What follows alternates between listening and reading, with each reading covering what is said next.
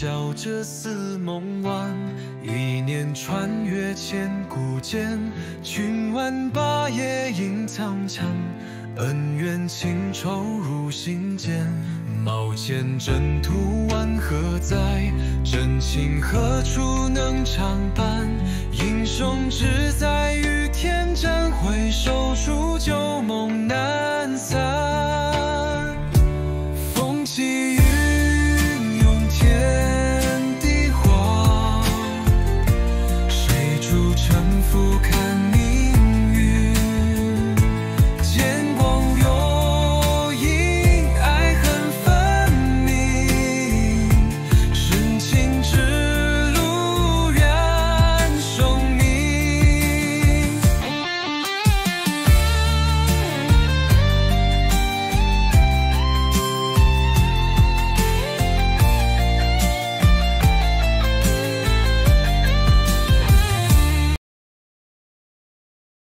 第五章大展神威。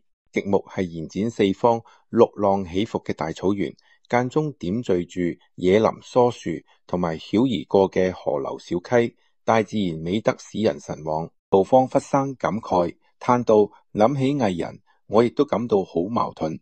大晉嘅西南角俾黃河隔斷咗一塊，接住係險惡嘅山區，有表里山河之勢，緊握住秦人東嚟嘅唯一入聲。三家分晉之後，呢部分俾魏人承受咗，只要魏人保持強大，秦人便被困喺西方，不能東侵。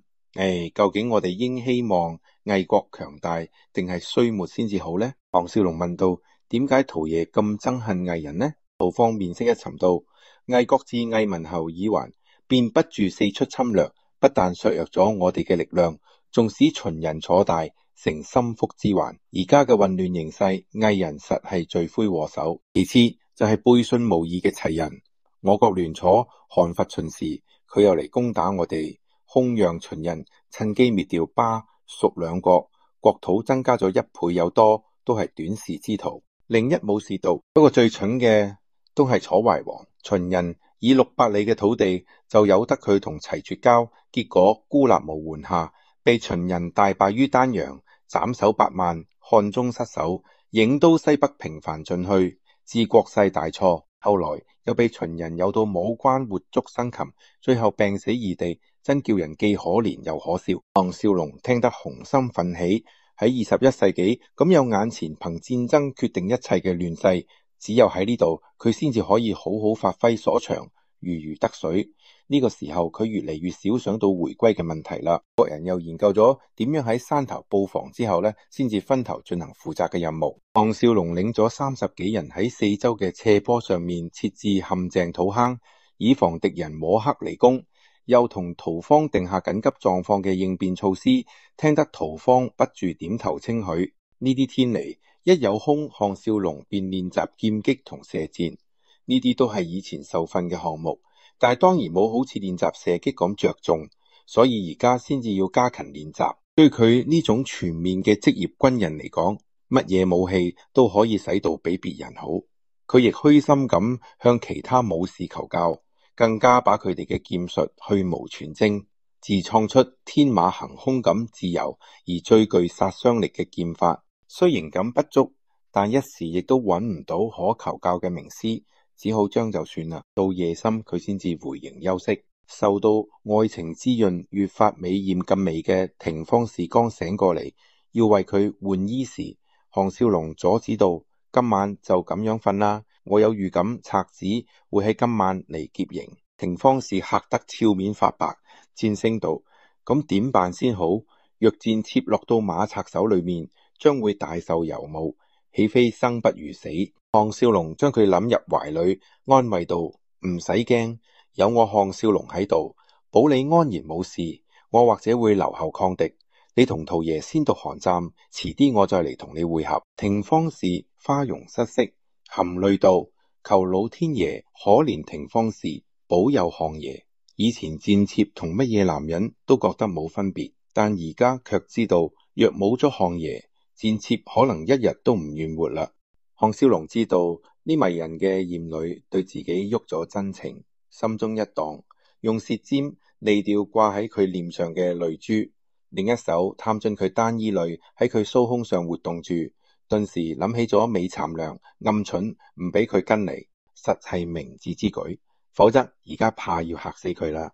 廷芳氏嬌軀發顫，臉紅如燒，一對秀目差啲噴出火嚟，小鹿張咗開嚟，不住喘息嬌吟，春情泛濫嘅情態誘人至極點。項少龍忽停低手嚟，道：今晚我要保持體力，以應付任何情況，你可以忍一晚咩？廷芳氏失得呻吟起嚟，無奈點頭答應，但係只要睇到佢急速起伏住嘅挺聳鬚胸，便知佢正欲火焚身，難以克持。項少龍首次想到，假如冇戰爭，會係幾咁寫意美好嘅一回事。廷芳氏吹熄油燈，擠入呢男子懷裏，整得佢亦都難以自制。項少龍攞住一團熱火，躺進被窩之後，柔聲道：我忘記咗問你，當日你有冇孭住丈夫同第二個男人偷歡？廷芳氏嘅四肢纏咗上嚟，咬住佢耳仔，輕輕道：佢管得我好緊，但係我卻常要陪佢指派嘅男人。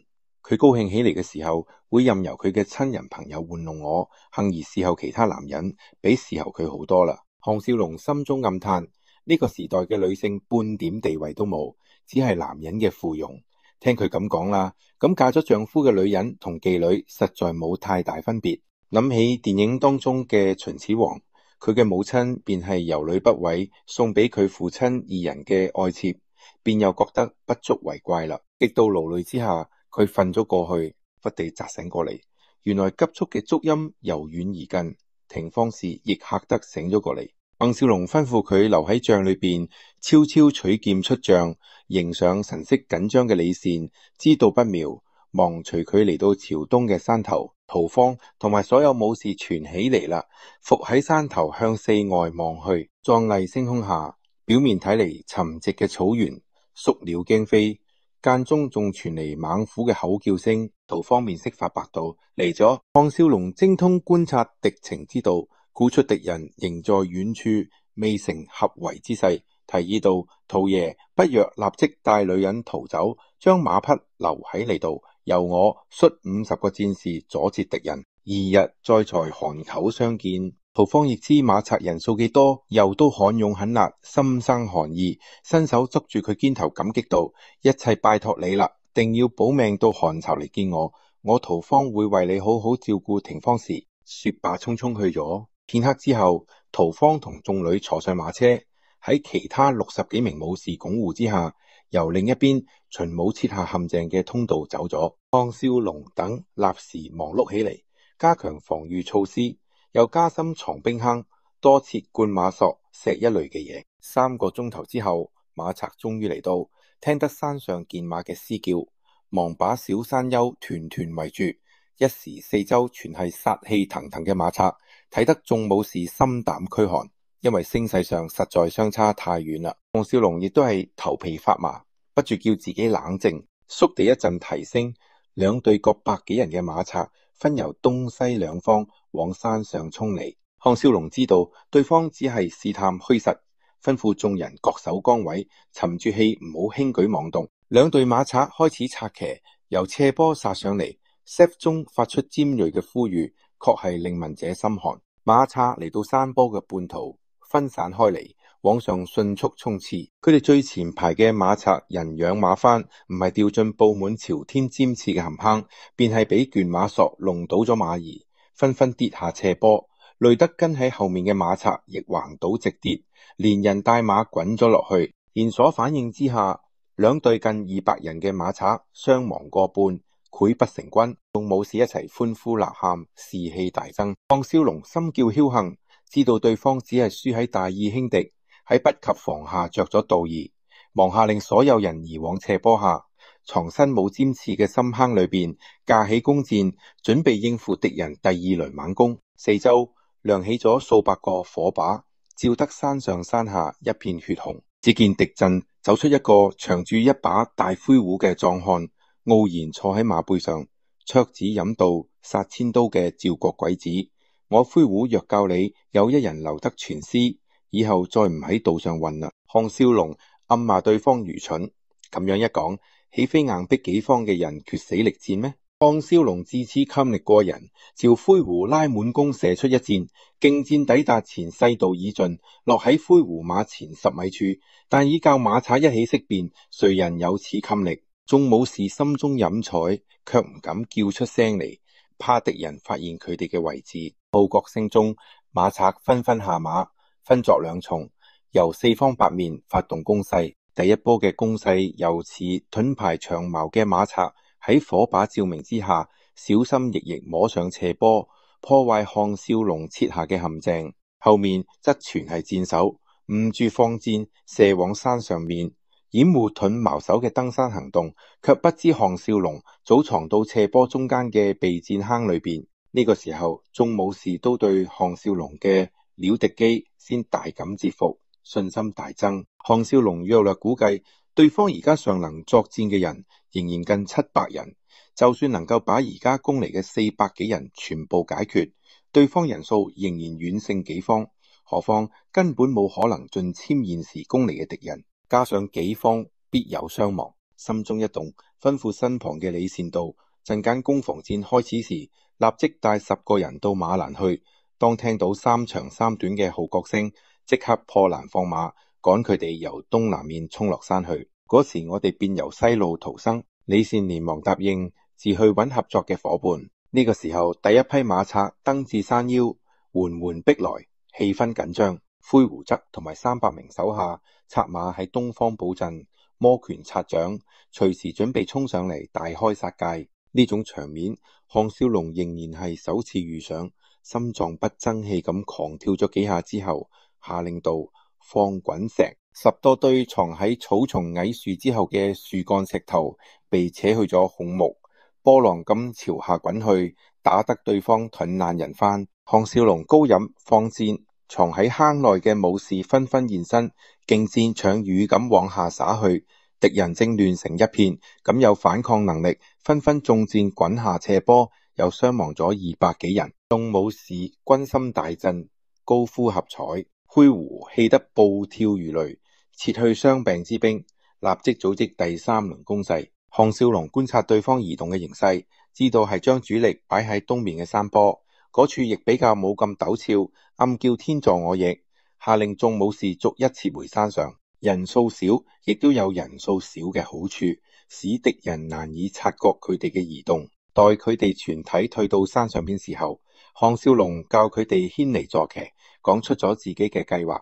眾武士聽到可以逃生，精神大振，更係上下一心，全無異議。直到此刻，佢哋仍然未傷亡一人，對項少龍自然像好似天神咁拜服。號角聲起，馬賊又從4方8面往上攻嚟，但餘下近500嘅馬賊佔咗大半係由東面登山。項少龍待馬賊過咗半山之後，使人發出號令，一陣馬嘶閃踏，100幾匹野馬由營北嘅馬欄被趕得狂衝出嚟，眾武士忙加入趕馬嘅行列，拒住馬兒往東坡狂奔落去，又以長矛刺挫馬鼓，激起野馬嘅狂勝。沙塵飛揚中，野馬奔下東坡，往登上嚟嘅馬賊直衝過去。項少龍冇時間觀看結果，帶頭領住50名武士衝往西坡，由安全通道狂奔下山。從呢邊殺上嚟嘅馬賊只有百嚟人，不及防下俾佢哋殺個人養馬翻。項少龍深知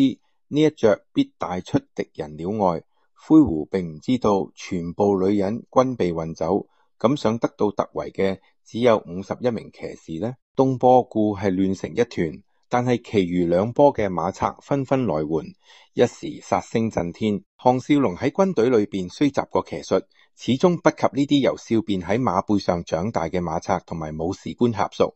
衝到坡下嘅時候，已經落喺眾武士之後，佢哋仲以為佢忠肝義膽，不顧己身嚟掩護各人退走。呢個時候50名武士只係剩低咗30幾人，依挑黃逃去。項少龍仗住驚人禁力，用矛挑殺咗幾個纏住佢嘅馬賊之後，正要跟上大隊，忽地肩頭劇痛，被勁箭射中。項少龍口叫一聲，策馬狂奔，方不擇路下，只知朝前急馳，不一會變成孤人單騎喺茫茫草原前進。見馬忽然失蹄，將佢拋下馬嚟，滾入草叢裏邊，連箭尾都折斷咗。原來馬兒終支持唔住，力竭倒斃。項少龍感到身體虛弱，頭暈目眩，肩背處火辣辣咁刺痛，渾身全係傷，啱處流出嘅鮮血，咬住牙爬咗起嚟，取出屠方送贈嘅匕首，忍住劇痛，把箭簇由傷處割開皮肉孭咗出嚟，再撕下衣衫，草草包好。喉嚨火焦咁發渴，佢只係過度失血嘅現象，苦忍住爬咗起嚟。草原東處露出一絲曙光，不知不覺竟奔咗一夜。難怪馬兒會食唔消。歉疚咁睇咗馬兒一眼之後，佢逃命。喺無人嘅荒野連續走咗20幾日，項少龍經歷咗畢生最痛苦嘅艱辛旅程。最初嗰幾日全賴野果充飢，後來憑住超卓嘅體能，又以山草藥搗爛塗喺雙 F 上，防止發炎同埋感染，漸傷漸愈，先至打咗啲野兔生食充飢，總得蓬頭垢面，衣不蔽體。佢依住屠方嘅指示，白遮睇太陽，晚上觀天星，朝住寒秋嘅方向前進。呢日嚟到一座大山前，睇住高不可攀嘅陡峭崖壁，唯有繞過大山。豈知再走咗10幾日，仍然係喺延綿不絕嘅山區裏面打轉。到離開山區嘅時候，已經係力竭筋疲，連劍都撐斷咗，正感彷徨無計，卻喺林外發現咗一條官道，頓感起出外，循路而去。呢個時候，佢連靴子都走破咗。路上遇到咗2起數十人組成嘅商旅，佢哋見到佢嘅落魄模樣，都匆匆而去，對佢薄不理睬。項少龍大嘆人情冷暖，再走咗3日，竟到咗韓齊西面另一座趙國嘅大城武安。呢個時候逢到夜晚，天氣轉冷，凍得佢直打哆嗦。待要入城，卻俾守城嘅趙軍趕咗出嚟，才知進城者必須納城關稅，又要檢查戶籍身份。唔好話佢身無分文，只係個乞衣咁嘅模樣，已難以進城。項少龍估唔到自己成咗冇人收留嘅人球，好彩佢受過嚴格軍事訓練，心性堅毅，波不氣禁，守喺城外等待機會。佢打定主意，進城之後不惜偷搶拐騙，亦都要攏嚟衣服、食物同馬匹。問清楚到韓森嘅路途之後，立即到嗰度投靠屠方，好結束而家嘅痛苦生涯。嗰晚佢全靠野果充飢，縮喺道旁嘅密林裏面，忍咗一晚磨蝕人意志嘅苦寒。天明時陽光照地，佢終於沉沉睡去，亦都唔知過咗幾耐，俾車輪聲驚醒過嚟。佢擘眼一睇，原來係一隊混洋嘅逼啡車隊大起過望，啲準冇人注意。呢度最後嗰架洋車入邊，擠喺洋夷堆入邊偷入城內。呢個戰國時代嘅趙國大城，高堂碎宇，層台累積，房舍都極具規模，人亦都興旺，不過卻係女多男少。項少龍心想，呢定係長平一役被秦將白起坑殺咗40萬趙兵嘅後遺症啦。唔知係咪有男妓呢職業？若有嘅話，或可憑佢體能博得良兒歡心，賺個盤滿，肥馬鮮衣到韓禁去也。想到呢度，自己都覺好笑，跳落車嚟。街上面人見到佢，都露出鄙夷嘅眼光。項少龍摸咗摸臉上嘅港紙，爭啲要大喊。入城前，心中仲有一個目的，就係點樣偷入城嚟。而家真係置身城內，反而唔知做乜嘢先至好。佢自佢營衛轉進咗一條偏僻嘅橫巷去，卻俾一群喺院落內玩耍嘅孩子發現咗，追喺佢身後似怪物咁取笑佢曳技，甚至攞起石子嚟投擲佢。當佢回頭客戶時候，數十孩童分作了驅散，其中一個小女童走避不及，跌倒地上。項少龍要扶起佢嘅時候，小女孩方得放聲大喊起嚟，立時引出幾個攞住刀槍棍棒嘅成年人，喊打喊殺咁奔嚟。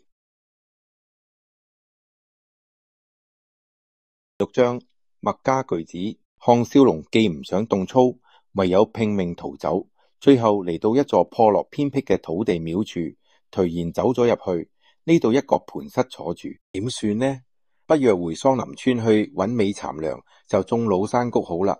想到呢度，真係英雄氣短。忽然間，廟裏多咗個人，項少龍嘩然睇去，原來係個麻布割衣嘅中年男人，赤住雙足，難怪佢聽唔到腳步聲。嗰人身形高大，差啲有佢嘅高度，容貌古樸，神色平靜，一對眼卻係閃閃有神。除咗束髮嘅根外，身上全無配飾，頗有啲出家人苦行僧嘅模樣。兩人互相打量，嗰人悠然嚟到項少龍前，掹低落嚟道：呢位兄台嚟自何方？項少龍唔知對方由何居心，應道：鄙人本係到韓插去探親，迷失咗路，先至走到呢度嚟。若大爺肯話俾鄙人知點樣走法，實感激不盡。呢個時候佢嘅聲氣說話，均已學得七八成當時嗰種方言與談話嘅方式啦。嗰人微微一笑道：我並唔係咩大爺，只不過見你體格魁梧，一表人才，雖落魄至此，兩眼仍然有不屈傲氣，先至出言相詢，話俾我聽你有乜嘢先至能夠。項少龍心中暗罵，但係為咗探聽往韓花嘅路途，忍氣吞聲道：我乜嘢都唔識，只有一身牛力，唔怕做粗活同打交。嗰人微笑道：你懂使劍咩？項少龍當然點頭。嗰人淡淡道：隨我嚟。推開山神廟嘅後門，沒於門後。項少龍橫籌冇個落腳處，追咗入去。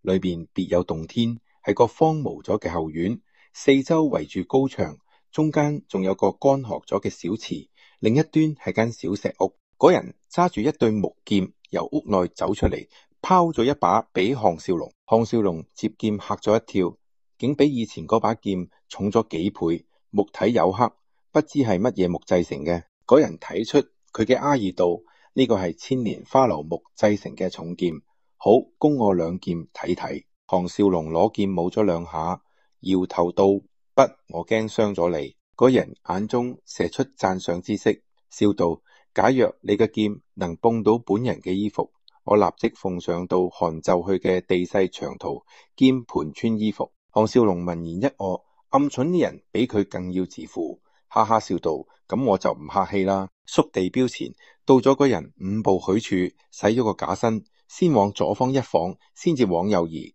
一劍橫掃過去，以硬攻硬，要憑金力震開對方木劍。豈知嗰人一動不動，手腕一搖，木劍後發，先至斜劈喺佢劍上，跟住劍尖斜指，似欲標刺項少龍臉門。項少龍大吃，一驚退咗一步。對方劍術之妙，竟使自己有力難施，心中不忿，一聲大喝，猛虎關撲去，一連7劍，狂風掃落葉關，迎頭照練，忽上忽下，橫掃直砍，往佢攻去。嗰人嘴角含笑，仍立不動。但係無論佢由嗰一角度劈去，總能恰到好處咁將佢逼退，而接住嘅劍勢又偏能夠將佢逼退，唔使同佢硬拼鬥力。雖指手不公，卻係無懈可擊。卜卜之聲不絕於耳。劈到第72劍時，項少龍終於力竭，退後喘氣，不能置信咁睇住眼前此君。嗰人啊道：原來你真唔識擊劍之術，只係仗住力大身巧。不過普通劍士遇上咗你，必感難以招架。項少龍頹然把劍攞返俾佢，認輸道：我自問擒上你啦。唉，枉我仲妄想闖天下，原來真正嘅劍手咁勁啦。告辭啦，我呢個就返回深山，將就點過咗呢一生算啦。講到最後，真係萬念俱灰，強烈咁諗住自己熟悉嘅嗰個時代，若係俾槍法，佢肯定可勝過呢個劍客。嗰人笑道：睇兄台嘅言行舉止，貧而不貪，氣度過人，便知係天生正義嘅非常人物。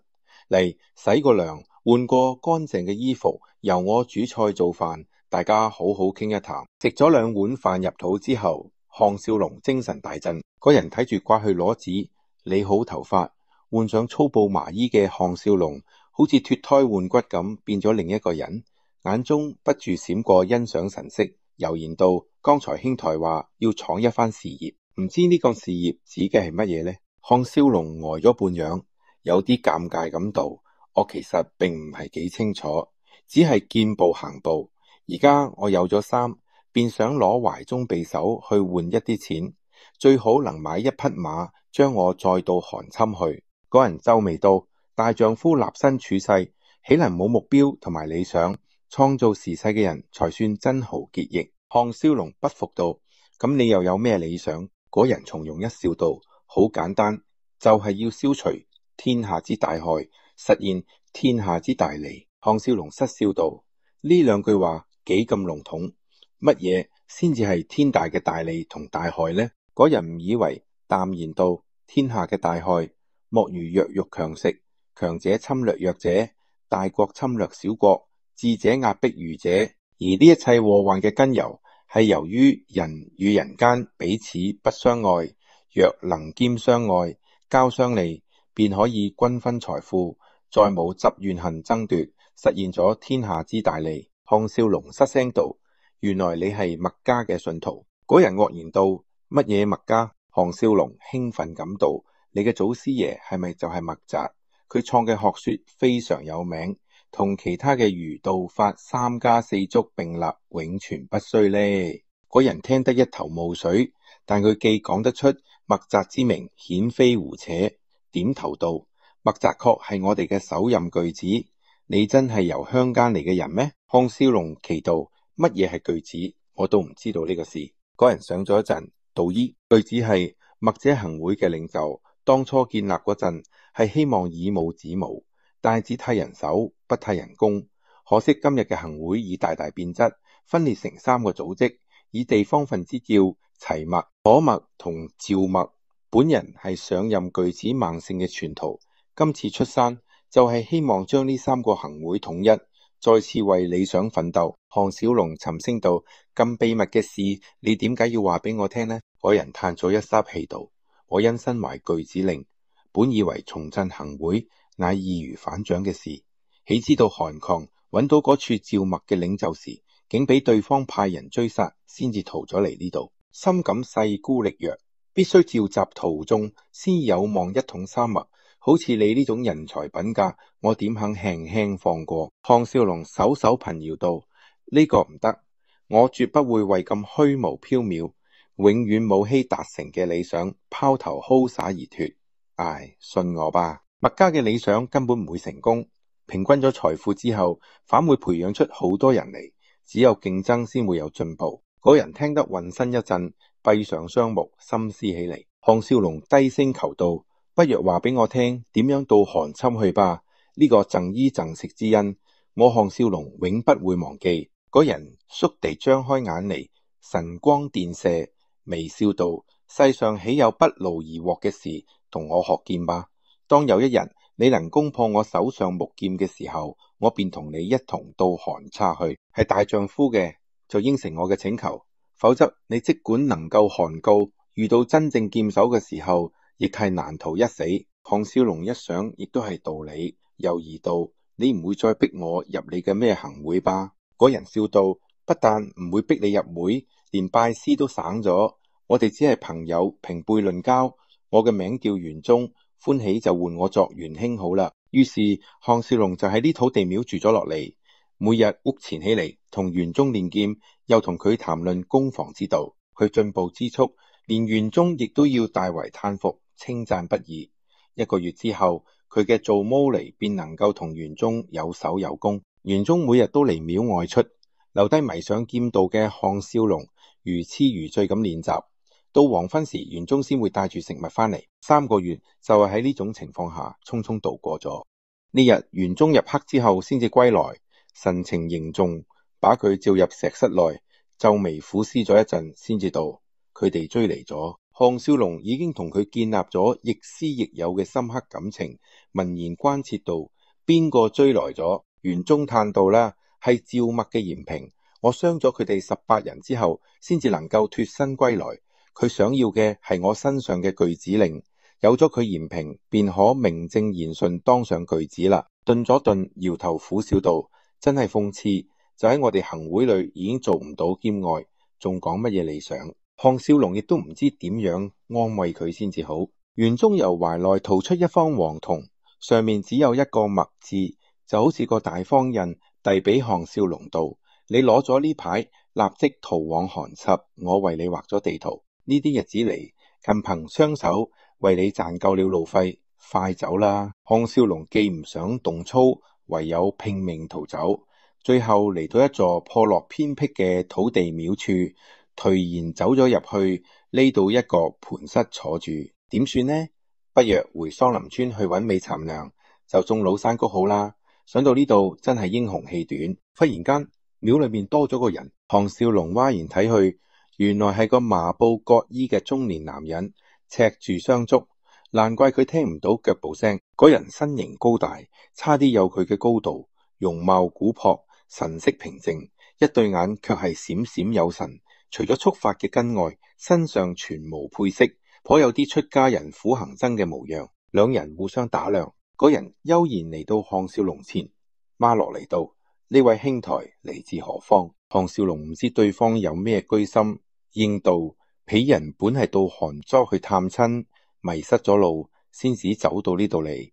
若大爺肯話俾鄙人到韓倉點樣走法，實感激不盡。呢個時候佢嘅聲氣說話均已學得7、8成當時嗰種方言與談話嘅方式啦。個人微微一笑道：我並唔係咩大爺，只不過見你體格魁梧，一表人才，雖落魄至此，兩眼仍然有不屈傲氣，先至出言相詢，話俾我聽你有乜嘢才能。項少龍心中暗罵，但為咗探聽往韓緝嘅路途，忍氣吞聲道：我乜都唔識，只有一身牛力，唔怕做粗活同打交。嗰人微笑道：你懂使劍咩？項少龍當然點頭噶。嗰人淡淡道：隨我嚟。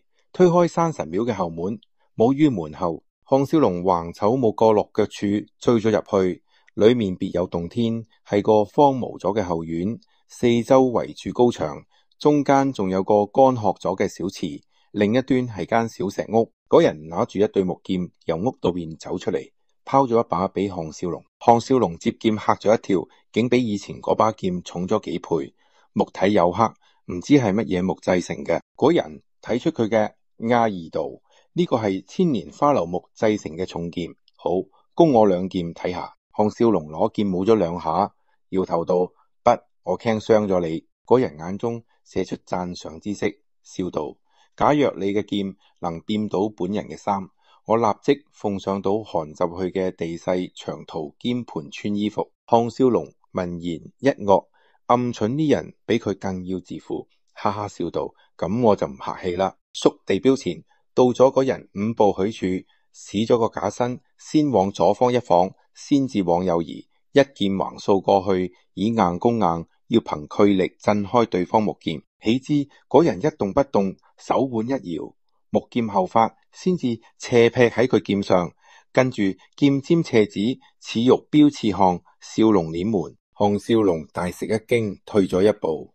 對方劍術之妙，竟使自己有力難施，心中不忿，一聲大罵，猛虎般撲去，一連7劍，狂風掃落葉般迎頭照面，忽上忽下，橫掃直砍，往佢攻去。嗰人嘴角含笑，仍立不動。可是無論佢由嗰一角度劈去，總能恰到好處咁將佢劍擋開，而接住嘅劍勢又偏能將佢逼退，唔使同佢硬拼鬥力。雖只手不攻，卻係無懈可擊，卜卜之聲不絕於耳。劈到第72劍嗰陣，項少龍終於力竭，退後喘氣，不能置信咁睇住眼前此軍。嗰人嗌道：原來你真唔識擊劍之術，只係仗住力大身巧。不過普通劍士遇上咗你，必感難以招架。項少龍頹然把劍攞還俾佢，認輸道：我自問擒上你啦，唉，枉我仲妄想闖天下。原來真正嘅劍手如此厲害，告辭啦，我呢個就返回深山，將就點過咗呢一生算啦。講到最後，真係萬念俱灰，強烈咁諗住自己熟悉嘅嗰個時代，若係俾槍法，佢肯定可勝過呢個劍客。嗰人笑道：睇兄台嘅言行舉止，貧而不貪，氣度過人，便知係天生正義嘅非常人物。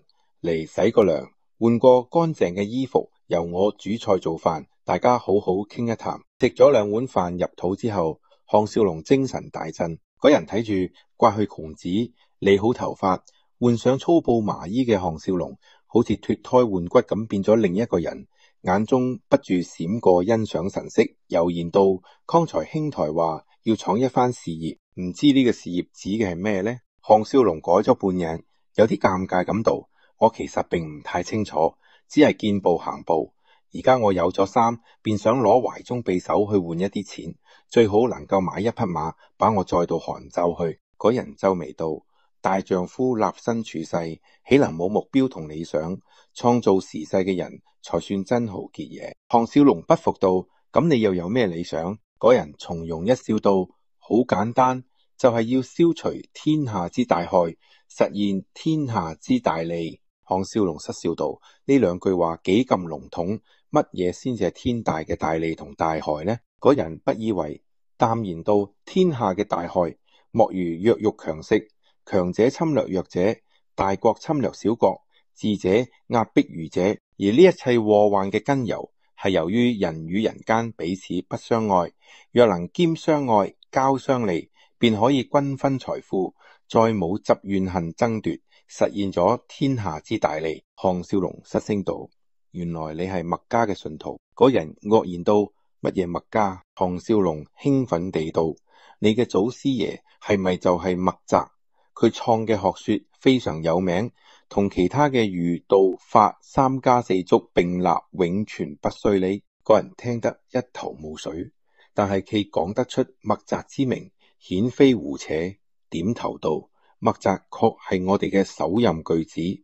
你真係由鄉間嚟嘅人咩？項少龍奇道：乜嘢係巨子？我都唔知道呢樣事。嗰人諗咗一陣，道：巨子係墨者行會嘅領袖，當初建立時係希望以武止武，但只替人手，唔替人工。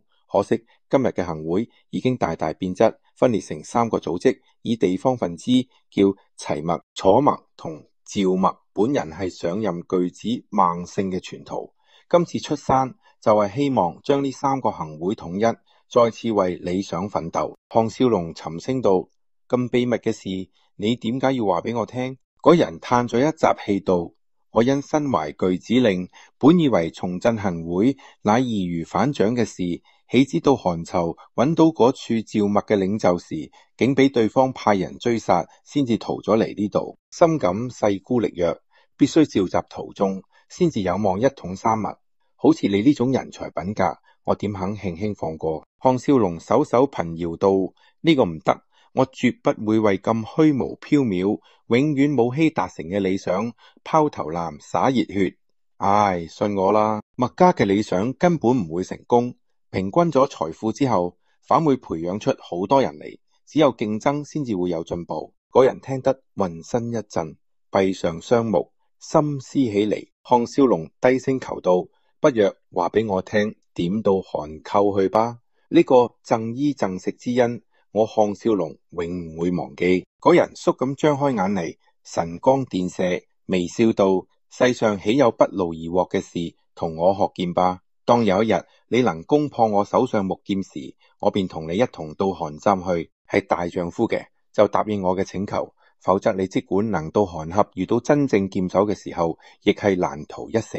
項少龍一想，亦都係道理，猶豫道：你唔會再逼我入你嘅咩行會嗎？嗰人笑道：不但唔會逼你入會，連拜師都省咗。我哋只係朋友，平輩論交。我嘅名叫袁忠，歡喜就喚我作袁兄好啦。於是項少龍就喺啲土地廟住咗落嚟，每日屋前起嚟同袁忠練劍，又同佢談論攻防之道。佢進步之速，連袁忠亦都要大為嘆服，稱讚不已。一個月之後，佢嘅做 Moody 便能同袁忠有手有功。袁忠每日都離廟外出，留低迷上劍道嘅項少龍如痴如醉咁練習。到黃昏嘅時候，袁忠先至會帶住食物翻嚟。3個月就係喺呢種情況下匆匆度過咗。呢日袁忠入黑之後先至歸來，神情凝重，把佢召入石室內，皺眉苦思咗一陣先至道：佢哋追嚟啦。項少龍已經同佢建立咗亦師亦友嘅深刻感情，聞言關切道：邊個追嚟咗？袁忠嘆道：係趙墨嘅嚴平，我傷咗佢哋18人之後，先至能夠脫身歸來。佢想要嘅係我身上嘅巨子令，有咗佢嚴平，便可名正言順當上巨子啦。頓咗頓，搖頭苦笑道：真係諷刺，就喺我哋行會裏邊已經做唔到兼愛，仲講乜嘢理想？項少龍亦都唔知點樣安慰佢先至好。袁忠由懷內掏出一方黃銅，上面只有一個默字，就好似個大方印遞俾項少龍道。你攞咗呢牌，即刻逃往韓購，我為你畫咗地圖。呢啲日子嚟更憑雙手為你賺夠咗路費，快走吧！請大家記住免費訂閱，俾 like share 同埋留言。有興趣嘅觀眾可以加入我哋嘅會員，只需要1蚊加幣1個月就可以做到我哋嘅普通付費會員。請支持一下我呢個頻道，多謝大家收睇。